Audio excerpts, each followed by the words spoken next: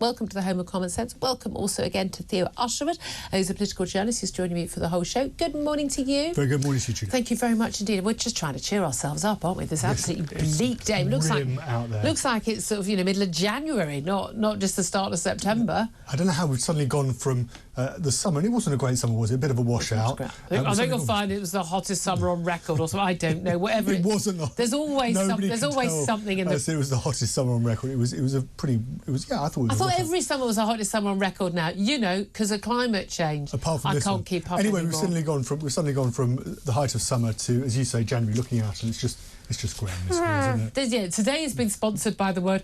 Yes. Anyway, not much fun. Let's talk about all the big stories. We've talked a lot about this in the last hour, so we'll talk just briefly about this.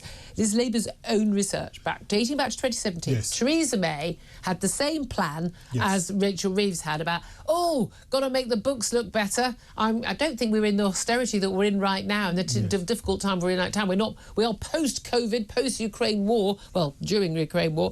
I'm not sure even Theresa May had an excuse for it then, but certainly not now.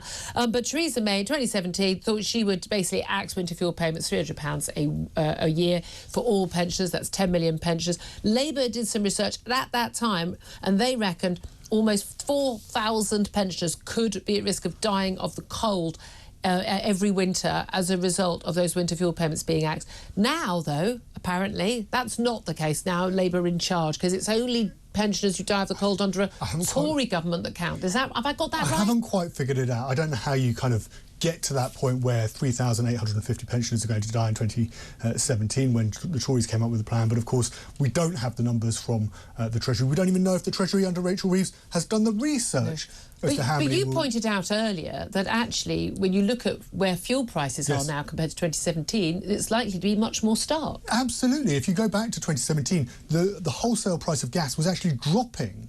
And you also had a new measure to put a cap on the prices that you pay with energy meters, which of course are in the homes of the poorest. Yeah. So it was a far better situation back in 2017 than it is today. But we don't have the research that we can compare, because the Tories haven't done it or nobody else has done it, to find out how many pensioners will die as a result of this. But again, do you not think they should have done that research? Of course they should have. This is one of my biggest... We even had this last week with Ed Miliband and his net zero nonsense. They genuinely, a week and a bit ago, the Ed Miliband, as energy security and net zero secretary. Again, it's one or the other, mate. You can't have energy security and net zero. Pick one, and we know which one he's going to pick, and it's against our interest. But they actually wrote to the National Grid to say, can you tell us how we might go about decarbonising the national grid, i.e. electricity, by 2030? And can you give us detailed cost-benefit analysis? So you've had the policy for 2 years that you're going to do this by 2030. For 2 years. Yes. We haven't yet bothered to look into. And now you're asking National Grid how to do it. 6 years before then. I mean, sorry, 5.5 years before. I mean, genuinely, I think I'm so old-fashioned. I really think it might be an idea for politicians to look at the research, see what the impact is, see what something will cost, see how you could do it, or if you can do it, because he can't actually do what he wants to do. And the same with this, with these. What will be the impact? Same with COVID. Yes. We've got Module 3 of the COVID inquiry. I mean, absolute whitewasher inquiry as it is, but they're looking into the impact on healthcare. The main issue with COVID policy was there was no cost-benefit analysis. Well, I would also think back to when we left the European Union, and then we voted to leave the European Union, and then there was this idea that we might have to leave the European Union without a deal, Operation Yellowhammer. And there was a huge clamouring from Labour and from opposition parties, we need to know the impact. What will happen if we don't have an understanding of what will happen if we leave the European Union without a deal?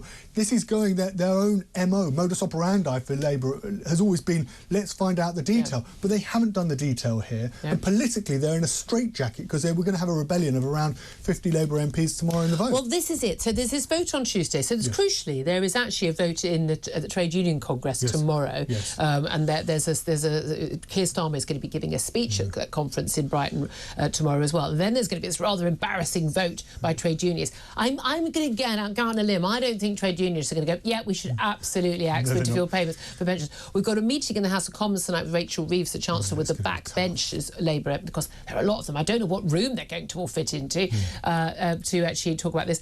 They're going to be angry about it. So what are the predictions in terms of the vote in the Commons tomorrow? Because it's going to be a three-line whip. That means you have to vote for it. If you are a Labour MP, you are going to have to vote for it. Otherwise, you lose the whip. So how many people do they think are going to actually rebel? We think around 50 are going to rebel. 50? It was 30 yesterday. So it's somewhere between 30 and up to 50, depending on predictions. But they're not actually going to rebel, Julia, because you know, having covered politics for such a long time, that actually to rebel you have to vote against... Not that long time. Sorry. It's a bit harsh, Theo. All right, mate. I realised as I said it... As you said it, oh, God, I was trying to give her a compliment. Oh, no. No. Having covered politics for a long time, you old hag. It was implied. It was implied. I'm not trying to... How embarrassing. Sorry. I'm teasing you. For a short period of time. That actually, you know, a rebellion is actually when you vote against something, and they're not going to vote against it. I think there's a compromise in the office where Labour MPs are saying, if you abstain, that's okay. I'm sorry. Don't vote against it. What they have is that what they don't want is whoever stands against them in the next election to be able to go, your Labour MP voted to steal money away from poorer pensioners when they went to fuel.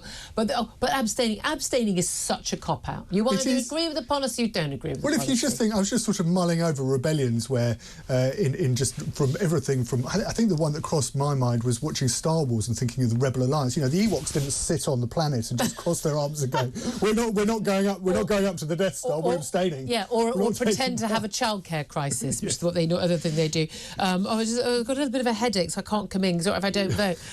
Let's also talk just really briefly about the COVID inquiry. COVID Module 3 has begun this morning at 10:30, and this is looking into the impact on healthcare specifically. So each of these different sections, they're looking at the impact on healthcare, and they're looking at diagnosis and treatment of patients with COVID and long COVID, masks, PPE, and infection control in hospitals, the policing of shielding, the policy of shielding the most clinically vulnerable, the use of GPs, ambulances, maternity, end-of-life care, and also NHS staffing, including the use of private hospitals. Well, there was no use of private hospitals, and the Nightingale sites.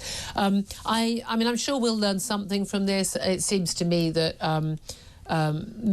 most of what we've learned from the NHS, from the COVID inquiry, has just been stuff we already knew, other than what we saw in those Matt Hancock WhatsApps that were leaked, which Isabel Oakeshott got hold of. She's got to more of the bottom of what really went on than the COVID inquiry chair. Many people are saying, oh, you know, they're going to hear from many different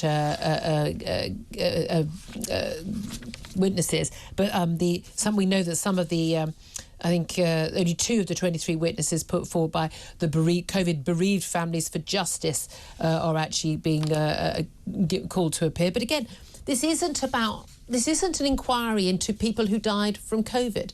This is an inquiry into COVID policy overall. Yes. Now, you're somebody who, despite being very young and slim and healthy, you spent a week in hospital with COVID. Yes, at the very, very beginning. So this was before all of the restrictions came into place. So I was admitted somewhere around, it was early March 2020, before everything came in. And it was obvious from the moment I went into hospital that it was in the Royal London Hospital in East London, and they did a great job because I'm still here. But it was clear they just didn't have a handle on it. I mean, I had one nurse, and I was in an isolated room, and all she had was a face mask. Yeah. And I was like as radioactive with COVID as you could possibly be. I mean, I had it, and they ultimately didn't know what to do. No, there was absolute chaos, wasn't there, at that time? I mean, the main thing is, of course, as we now know that actually most infections certainly were coming in hospitals, and then they transferred a load of elderly people from hospitals with COVID into care homes, and then they seeded it in care homes as well. But that's where, I mean, awful, even when they still do the stats every now and then on COVID, actually most of those infections are people who have caught COVID in hospital. I had a very early indication that something like this was going to happen, because when I went into hospital and I was speaking to one of the consultants, and I was slightly of the question, this was around the same time as Italy was really becoming very, very severe, and I felt very fortunate because ultimately I managed to get a bed in hospital, and I was thinking about, you could see the trajectory and it was going to get significantly worse. And I said to one of the consultants, I said, what's going to happen? Are we going to end up in a situation where the hospitals are completely overcrowded? And they said something to me very telling, and I've never actually told this story. They said to me, that's not going to happen. We are not going to allow that to happen. And I had no idea at the time that actually what they were going to do was what they ended up doing, which was saying, and I don't think the government at the time was ever really honest about what was necessary. They were going to stop other people coming in. Yes, and they were going to discharge the elderly into care homes, and they were going to take almost like a military triage approach to this whole thing about whose life is worth saving. And I almost feel guilty sometimes. They made the decision. They made the decision that that largely elderly people with COVID's lives were the ones that mattered, and pretty much everyone else to hell with them. I mean, that's what they decided. I mean, again, I think the NHS. I mean, individual NHS workers who worked on the COVID wards, they were heroes. However, I mean, at a time it was very, very scary. However, in terms of management and many of the decisions made by senior people in government and NHS, I genuinely think they should be prosecuted for the absolute outrageous negligence of their decisions. Absolutely shocking. Now, let's move on. Then we're going to talk about that with Carl Hennigan a little bit later.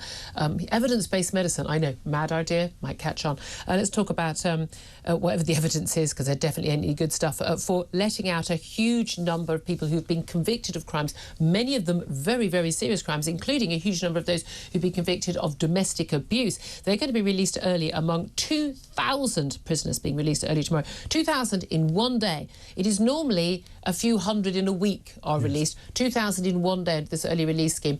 40% of your tariff being served. So, quite obscene that people should be let out even before halfway through their sentence. But this was the plan, because basically we've got prisons overcrowding, which is fault of the Tory government. They did not build any new prisons whilst having longer sentences. But the decision by Keir Starmer to fast-track all these people involved in the riots post the Southport attacks, including people and prosecuting people and sending them to jail, people who didn't even go on the scene and just wrote messages or tweets, Facebook messages. Some of them absolutely disgusting and obscene messages. These people should absolutely hang their heads in shame. Whether they should be serving a prison sentence for some of this stuff is a big question mark, I think, for most of us. I think these people should have gone for a trial jury and trial by jury, and would probably not be facing that. However, they're having to let people out to let those people in, and we have an extraordinary situation where the domestic abuse czar is warning that an awful lot of these largely women don't even know that their abusers are going to be leaving prison tomorrow. Yes, this is the warning from Nicole Jacobs, and she's the Domestic Abuse Commissioner, extremely concerned. It's worth saying, you made this point in the first hour, Julia, that those men convicted, and it is mainly men, let's just be straight about it, convicted of domestic abuse offences, they are for very serious offences, and they're suddenly going to be released. You just don't get put away because you've made 2 phone calls. And it's over a sustained period of time, and they're suddenly going to be released after 40% of their sentences without the victims being told. And we have an overstretched probation system, so they're not necessarily going to be monitored properly by the probation service. And it is the fear of all of us that, and I think, as you rightly said, it's inevitably the worst is going to happen, where one of these offenders is going to be released early from prison, and he's going to go on and commit the most serious offences. I mean, because he's just been given a message by the authorities that it's not a problem. But the fact that Keir Starmer is a former Director of Public Prosecutions, he must surely understand this stuff. And I think the fact that the Justice Secretary, Shabana Mahmood, she has sought to limit the number of domestic abusers being released by excluding prisoners eligible for this scheme. We were told it won't be violent or sex offenders, don't worry. But it depends what you've been given, because if you've been convicted of offences like assault or criminal damage, you will qualify for early release. But a lot of the time, a domestic abuser will be convicted of something like that rather than specific domestic abuse crimes, because often it's easier.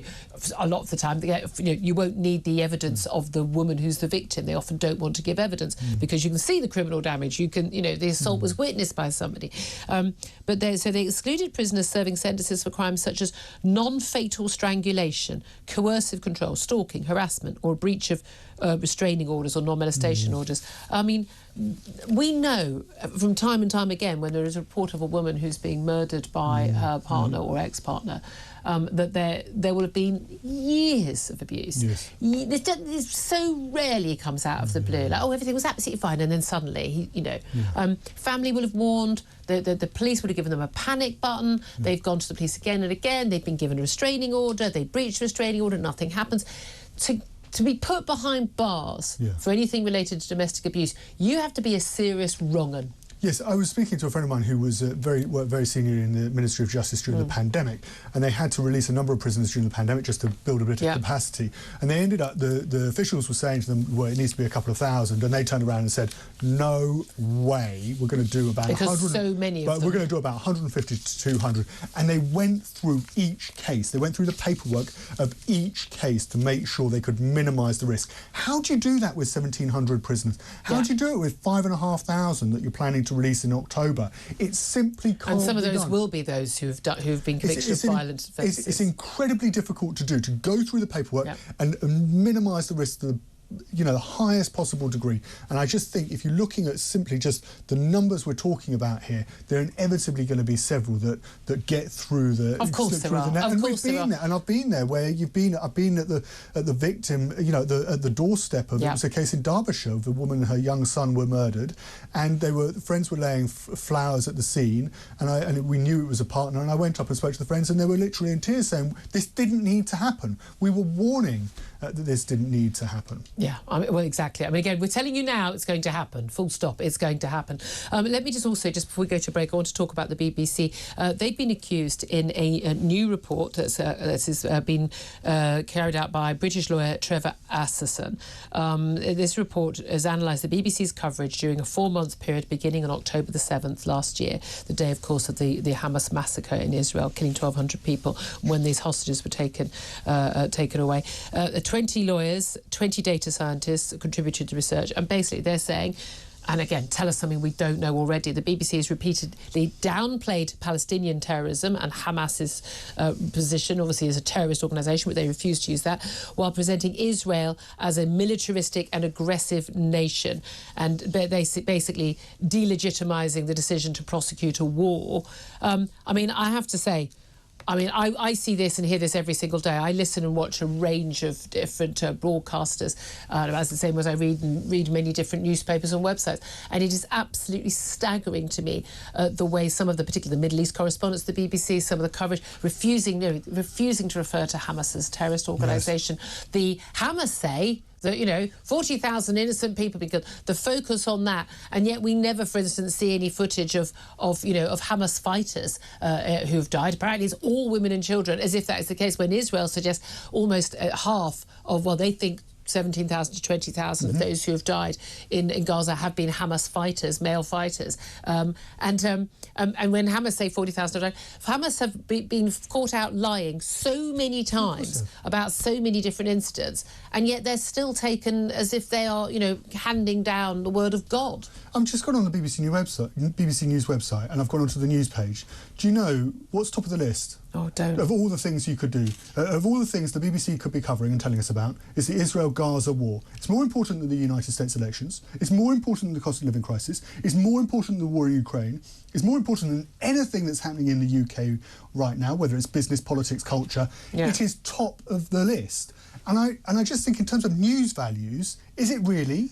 Do we really need to be... Because this has... are the BBC going to cover the plight of the Muslim Uyghurs with the same prominence? Are they going to cover the plight of the Syrians who have suffered chemical weapons attacks at the hands of Bashar al-Assad, the leader of Syria, with the same prominence? Yeah. I don't think they are. And they really don't, do they? This has a real-world effect because there are many Jewish people who go to work, and they might work in fairly prominent left-wing organisations, and they're getting sniped at. They're getting, conversations, emails, but, and the BBC just, they seem to have no sort of, on-off button where actually, do they really need to cover it? No, exactly. No, but the other thing for me is also BBC Arabic reporting. I mean, the amount of times they've actually used people literally as reporters or as spokespeople who genuinely have written tweets celebrating October the 7th, celebrating and defending Hamas. The idea that these people can be regarded as independent or should ever be employed by the BBC is absolutely shocking.